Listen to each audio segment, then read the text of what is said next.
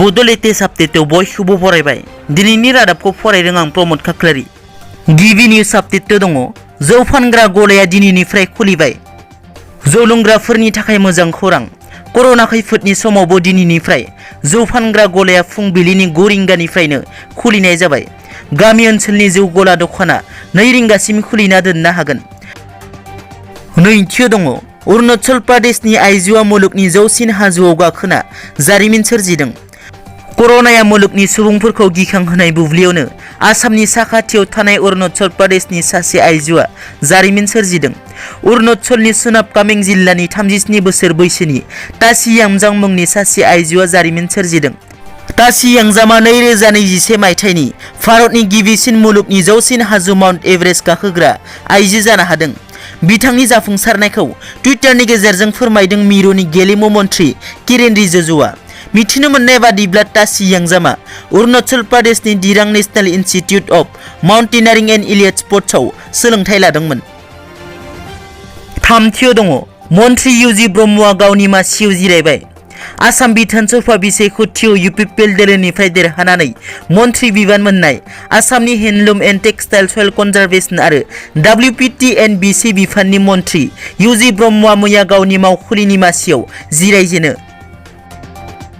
ब्रैथियाव दङ। धेमाजि जिल्लायाव मोनसे सोमोनांथाव जाथाय।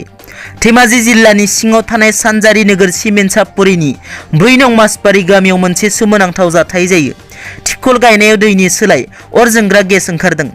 बे जाथाया जादों धेमाजि जिल्लानि सिङाव थानाय सानजारि नोगोर सिमेन्सापुरिनि 4 नं मासबारि गामिनि मतिन खेरखातारिनि नखराव। नखरनि सोद्रोमाया फोरमायनाय बादिब्ला दाबथाम जायगा सालायबाय, नाथाय दाबथाम जायगायावबो दैनि अनगायै अर जोंनायखौ फोरमायदों। लोगोसे फोरमायबावदों दि 40 फुट जावखांनायनि उनाव बे सोमोनांथाव जाथाया जादों होनना फोरमायदों। बाथियाव दङ। सनितपुराव सानै नंखाय आलफाजों लोगोसे आलफा उदांनि लाइजाम बिलाइ बोखांदों। कर'ना भाइरासनि थासारिखौ नोजोर होनानै फरायसा सम दैदेननाय हाथियार दैग्रा आफाद आलफा उदांआ मैया दानथामनि थाखाय हाथियार दैखांनायखौ दोनथ'नायनि बाथ्रा फोसावदों। बेबादि समावनो सनितपुर पुलिसआ नंखाय आलफा हमनो हानाय जाथाया सोराङाव फैदों। सनितपुर पुलिसआ अपारेशननि गेजेरजों सानै नंखाय आलफाजों लोगोसे नंखाय आलफानि लाइजाम बिलाइ आरो गंथाम स्टाम्प पेड, 2 मबाइल हेन्डसेटजों लोगोसे 2 सिम कार्डफोरखौ बोखांदों। सनितपुर पुलिसआ फोरमायनाय बादिब्ला सनितपुर जिल्लानि मिलनपुर कसार सुबुरि आरो दाउलाबारि ओनसोलनिफ्राय सानै नंखाय आलफाखौ हमनो हायो होनना। मख'नो गोनांदि सनितपुर जिल्लानि खायसे जाथायफोराव नंखाय आलफा सानैनि आखाइ दं होननानैबो फोरमायदों। दथियाव दङ। थांनाय 14 मे खालार खालि तिनसुकिया जिल्लानि सिङाव थानाय दिगबयनि टिंराय बाजाराव बमा बेरफोहोनाय जाथाया जालाङो। मैया तिनसुकिया पुलिसआ टिंराय बाजाराव बमा बेरफोहोनाय बाइकजों फैनाय सानै दुथांनि फट' फोसावदों। जाय बे बाइकखौ फैनाय सेंग्राखौ सिनायथिनो हायो बिनो 2 लाख रां बान्था होनाय जागोन होनना। बे बाथ्राखौ तिनसुकिया पुलिसनि टुइटार एकाउन्टनि गेजेरजों फोरमायदों। दिनैनि रादाबा एसेनोसै।